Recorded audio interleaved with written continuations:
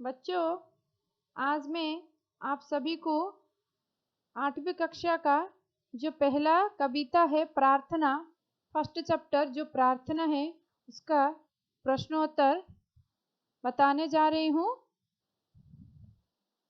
पहला प्रश्न है, एक वाक्य में उत्तर लिखिए।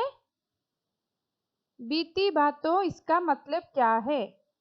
बीती बातों इसका मतलब है गुजरी हुई बीती बात को भूल जाना। जो बात गुजर गया है उसे भूल जाना चाहिए। बीती बातों का मतलब यही है। प्रश्न 2, हमें कैसे रहना चाहिए? हमें मिलकर रहना चाहिए। हम सबको मिलजुल कर रहना चाहिए। प्रश्न 3, हट छोड़कर हमें किसे अपनाना चाहिए? हट छोड़कर हमें संयम अपनाना चाहिए। संयम को हमेशा अपनाना चाहिए, हट को छोड़ना चाहिए।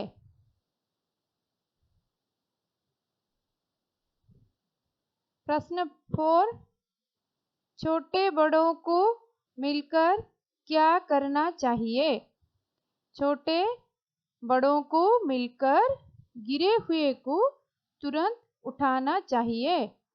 हम सब छोटे बड़े मिल जाए और जो लोग गिर रहे हैं और जो गिर गया है उसे ऊपर उठाना चाहिए, दूसरों का मदद करना चाहिए।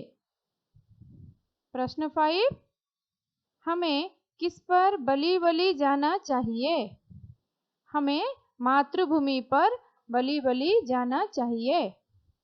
हम सभी को अपने मातृभूमि पर गर्व होना चाहिए और हम सबको मातृभूमि पर बलि बलि जाना चाहिए। प्रश्न 6, भगवान से हमें क्या मांगना चाहिए? क्या मांगना चाहिए भगवान से? भगवान से हमें यह मांगना चाहिए कि हे भगवान, हमसे किसी का अपमान ना हो। हे भगवान, हमसे हमेशा सद्बुद्धि देना और हमसे हमारे द्वारा किसी का अपमान ना करना। हमसे किसी का अपमान ना हो।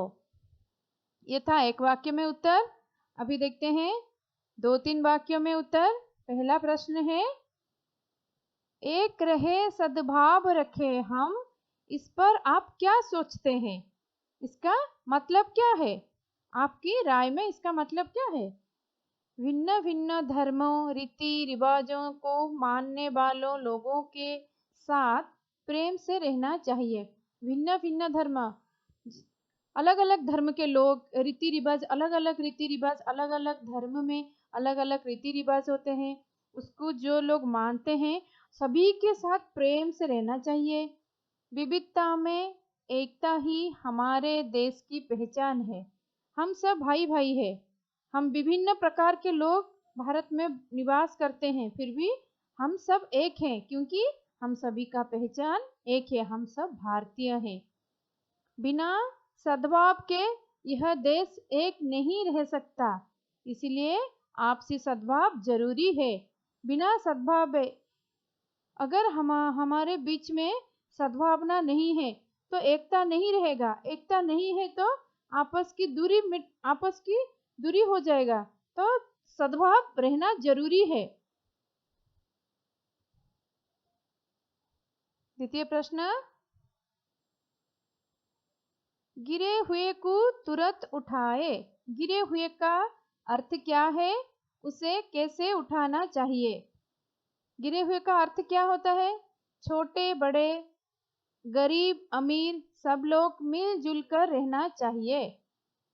छोटे लोग, बड़े लोग, गरीब लोग, अमीर लोग, हम सब एक है। सबको मिलजुल कर रहना चाहिए और किसी को भेदभाव ना करते हुए गिरे हुए को तुरंत उठाना चाहिए। हम सभी में किसी किसी के प्रति, किसी के मन में भेदभाव नहीं रहना चाहिए। और जो लोग ऊपर नहीं उठ पा रहे हैं, जिनको हमारी मदद की जरूरत है, उन लोगों को हमें मदद करना चाहिए। गिरे हुए को तुरंत उठाना चाहिए।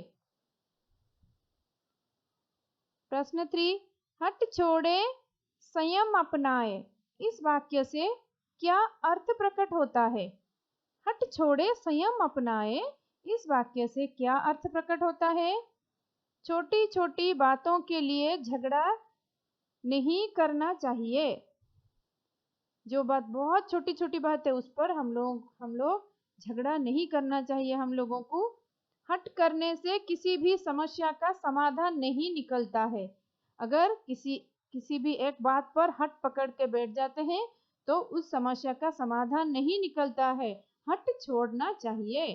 फलस्वरूप क्या होगा? समाज में द्वेष भावना बढ़ती है।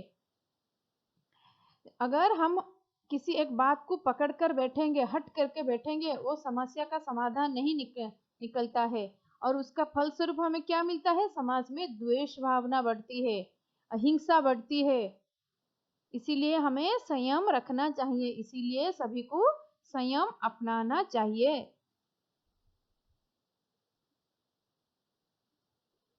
यह नमूने के अनुसार तुक वाले शब्द लिखिए। तुक वाले शब्द का मतलब है जो राइमिंग वर्ड्स। उसका एग्जाम्पल है अपनाए, बिसराए, बिचारे, क्या होगा? जीवन बारे, उठाए, मिल जाए, अपमान, भगवान। और फोर्थ में क्या दिए हैं?